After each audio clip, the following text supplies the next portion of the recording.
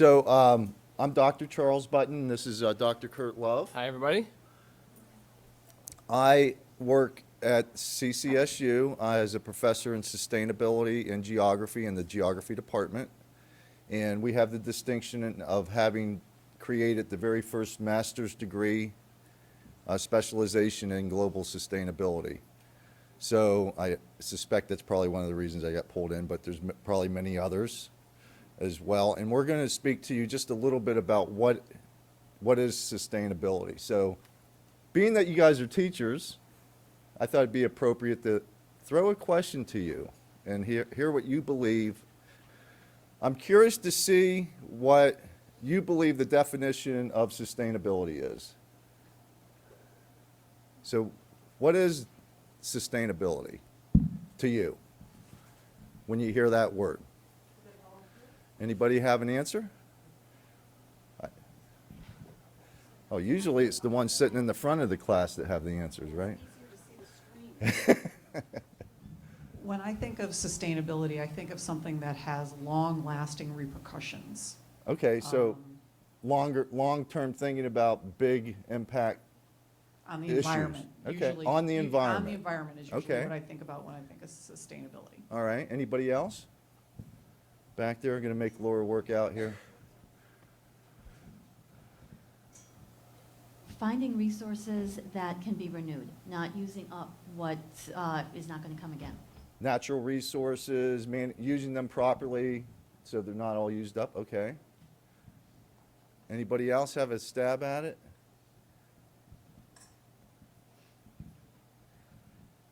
I think of making changes that don't go away when the money that allowed the changes to be made in the first place is no longer flowing. Okay. Maybe one more.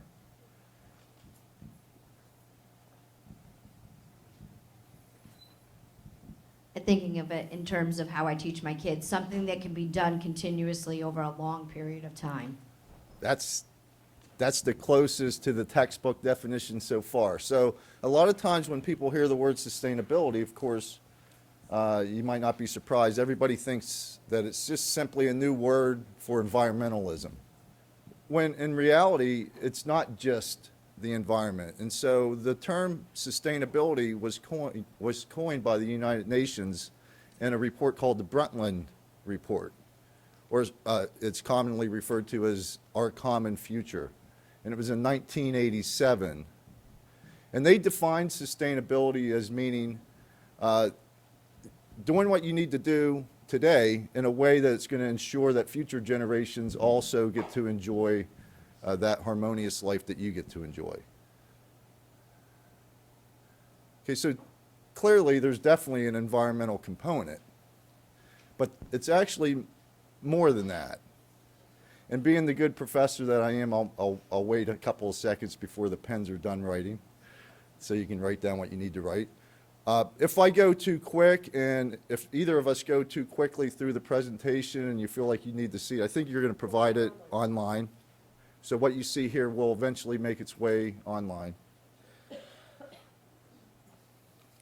So sustainability has three pillars. Okay, it indeed has an environmental pillar. Has everyone else seen something like this at some point in time? Yeah. But there's also a social pillar, and there's also an economic pillar. And the idea of sustainability is that all three are functioning as systems in harmony with one another. So it's circular, right? The environmental is taken into account, at least some extent, the human economic needs and the social needs. And social is taking into account the environmental impacts and the social impacts. And the social is doing the same. So we have these three pillars, and typically when you see a graphic, a cartoon, if you will, that depicts the relationship between those three pillars, it usually looks something like you see up here. Right, this Venn diagram, you got these three pillars: environment, social, and economic. And the idea of where they overlap in the middle is where you have sustainability, because they're all functioning together. Has everyone seen this at some point, I would imagine? But I have a question for you yet again. Are all three of these pillars truly equal? Because if you look at this, it infers that they're all of equal importance. Correct? Do you agree with that?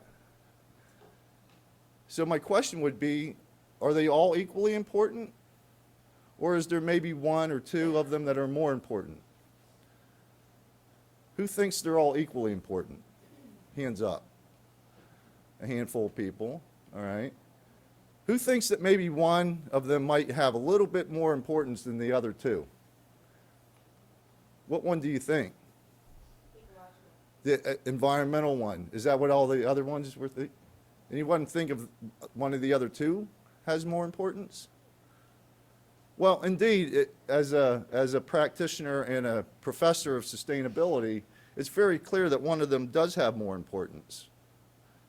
Because if you think of the three operating systems, you have your economic system, which is couched within a society of people, right? So without people, there's not really much economy going on. And likewise, both the economy and the people, the society, need the environment to exist. So one way to think of it is this way. Without there being people, there's really not an economy.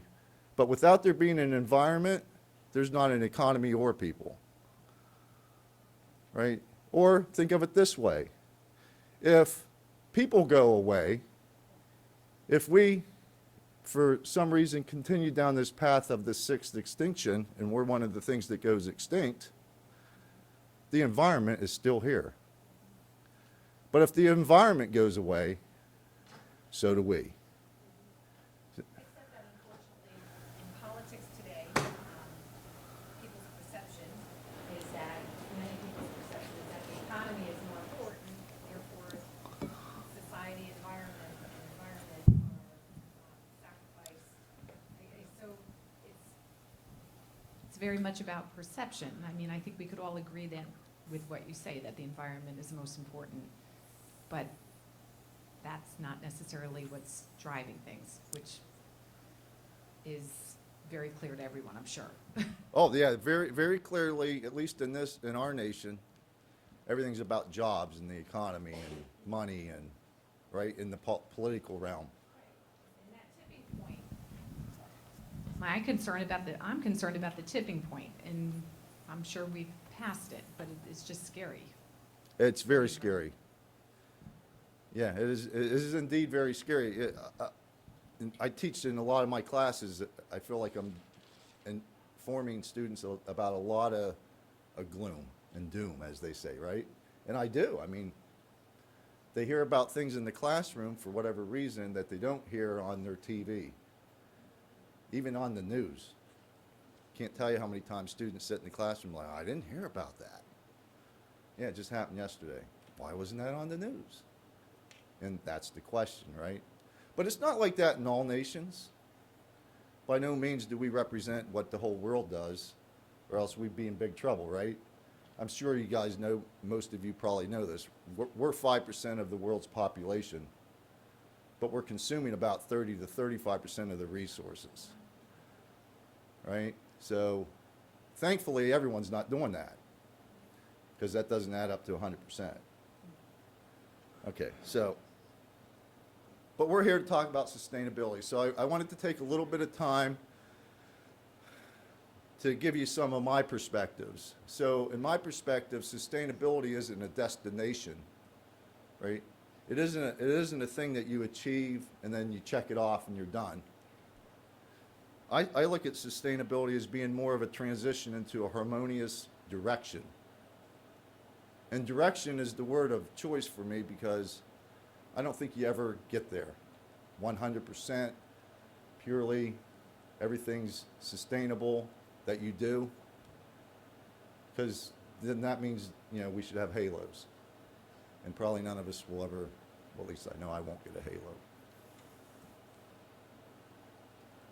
So some perspectives on what sustainability is. So what we're doing is we're trying to teach about how we can transition from things that aren't harmonious between those three pillars to operations and systems that are harmonious amongst those three systems, those three pillars. So we're transitioning from short-term thinking, someone up here said long-term, right? We want to get away from thinking short-term to thinking about the big picture. And even though we can do answers and changes for the little questions, when we do those, we should do our best to think beyond that little question or beyond that system, that small system, and hopefully make a change that fits into the bigger system that helps keep it function harmoniously. So we want to go from having an economy that's outside of nature, right? Clearly a lot of our business decisions are not couched in concern for nature, or else we wouldn't be blowing up mountains to get coal, and we wouldn't be pumping 500 chemicals in the ground to get natural gas and so forth. We need to go from having this idea of a linear flow, right? And I used to be a recycling coordinator, and one of the things that we used to speak about when I would talk on recycling is that magic place we call away. Right? You know, you drink your Dunkin' Donut coffee, you're done with it, the styrofoam cup, you throw it in the trash can, and it just poof, goes away. Well, we all know there is no way, right?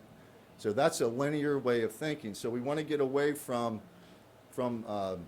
thinking that we're outside of nature and be functioning and operating within nature and in harmony with nature. And a big part of that involves energy resources. Specifically with the case that I was telling you, where 5% of the people eating up 30% of the resources, and one of the things I teach on is energy resources and climate change. You know, we've passed beyond what we call peak oil. That just simply means we've peaked at our production of oil. We're on a decline now. Right? There's only one Earth. We're not going to get new oil from Mars. Once it's gone, it's gone. So we need to transition from fossil fuels to renewables. We need to get away from thinking that we can have infinite consumption and infinite growth on a finite planet. Because we only have one, and it's finite. What's here is here. It's kind of like an astronaut being in a spaceship. That astronaut only has what they go up into space. What's in that spaceship is there. It's the same with us. What we have in our spaceship is what we have. We don't have a backup spaceship. At least not yet.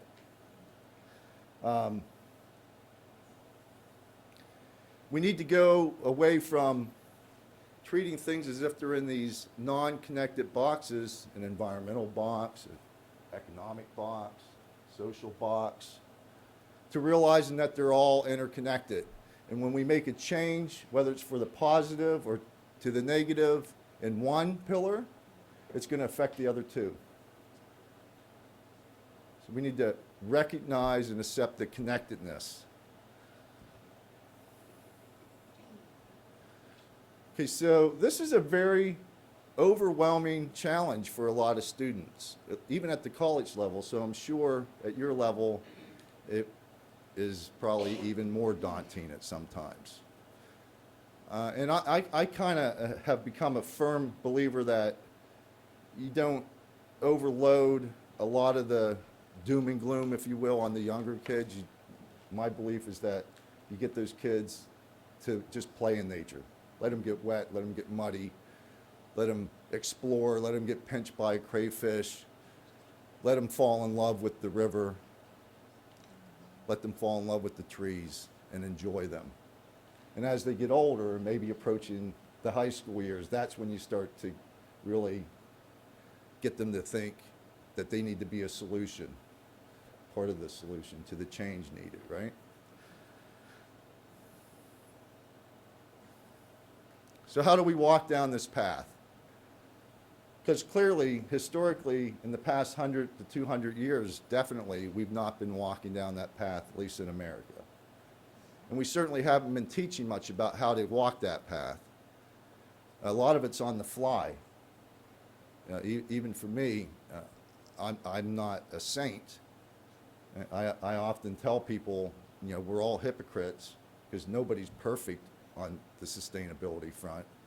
But that doesn't give everybody carte blanche permission to do nothing, right? At least do something. Be able to say, well, at least I can do that.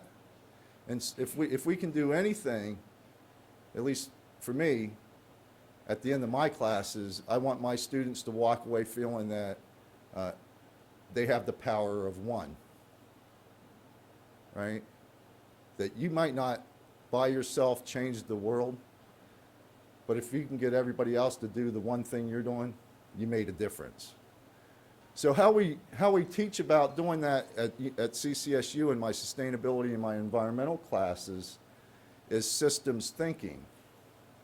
So systems thinking requires you to look at the systems that you're assessing or wanting to improve upon or make a change in, and you want to go away from treating them as if they're just independent, but at the end of the day, at the end of the process, the goal should be zero waste. So if you're providing a service or you're manufacturing a product, and during your system to create that product, you have waste, the goal would be to get everybody to think, well, it might be waste for me, but it might be a product for another person. Does that make sense, right? So we want to get away from this traditional focus on everything's just its own little individual goal, right? We want to get to zero waste, so systems thinking. We call the current dominant paradigm a linear thinking model. And this comes from Annie Lennox. Has anyone seen the story? Annie Lennox, that would be awesome. Oh, yeah, Annie Lennox from... What was her name? Lennox, right? It is No, I Lennox. wish it was Annie Lennox. She's cool. Leonard. Thank you. Sorry about that. Now, I just aged myself, right? But, you know, we historically think in this linear fashion, or way of thinking, and at the end of our processes, there's disposal of some sort. And as consumers, we even do that, right? You know, I'm not going to pick on people, but, you know, I see a fair number of styrofoam cups, right? And disposable, and I see someone up there proudly displaying her reusable glass. That's awesome, right? And there's another one, right? So it's funny because this is a great example, really. And actually, this is a fun one to do in a classroom, too, because I did another program with one of Kurt's colleagues, Jacob Werblow, and we did ninth grade academy together. And our topic was water. And I asked the students, and I said this to the students, so I'm going to give you an idea right now. I said, what if you went home and you turned on the spigot in your kitchen, and flowing out of that sink was your favorite beverage? Turn on the spigot, Sprite started coming out. Turn on the spigot, I don't know, Monster Energy drink or whatever they're into these days. Or turn on the spigot and Kentucky bourbon comes out, you know, whatever.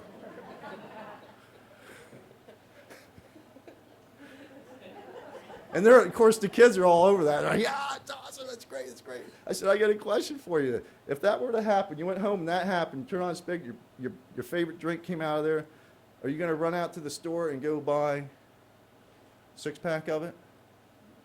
Well, why would I do that? That's silly. And of course, there's always about 10 of them with water bottles sitting there. But you are doing that. Oh, I didn't really ever think about that. Right? You could get. So we need to get away from that linear and have a circular frame of mind, right? There might be a waste product at the end. I mean, even if you're one of those centers right now with a plastic bottle or a styrofoam cup, hopefully at least don't just throw it in the trash can, right? You're at least going to recycle it. That's something. That's a positive change, maybe before you wouldn't have, right? And someone's going to hopefully take that plastic bottle and actually use it for something. And hopefully it doesn't blow off the truck and join the forces in the Great Pacific Plastic Gyre. That would be not good, right? But clearly, it's not a big leap to go from a disposable coffee to one of these things. So we want to teach and provide kids with the perspective and the skills and the knowledge, but the biggest challenge is we want them to have the inspiration to do something different.